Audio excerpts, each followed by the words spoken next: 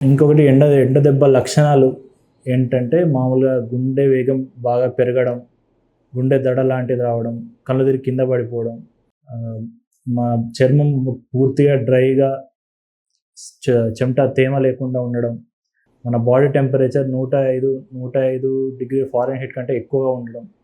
ఇవి ఎండ దెబ్బ లక్షణాలు.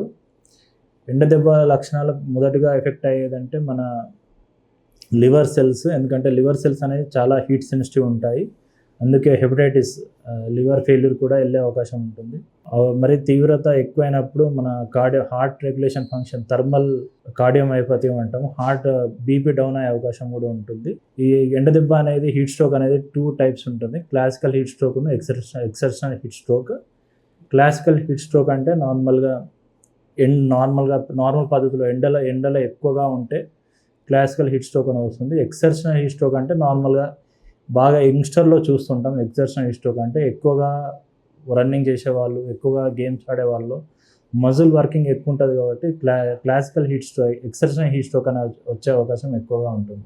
ఇది వస్తే మన ట్రీట్మెంట్ ఫస్ట్ ఎయిడ్, హాస్పిటల్కి వచ్చే ముందు మనం చేయాల్సిన జాగ్రత్తలు ఏంటంటే, మామూలుగా ఎండ ఉన్న పేషెంట్ని ఫస్ట్ కూల్ ప్లేస్కి తీసుకెళ్ళి పెట్టడం.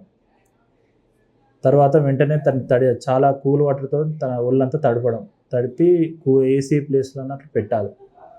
అట్లా అయితే కొంతవరకు హాస్పిటల్ వెళ్ళే వరకు కొంతవరకు జాగ్రత్తలు తీసుకోవచ్చు.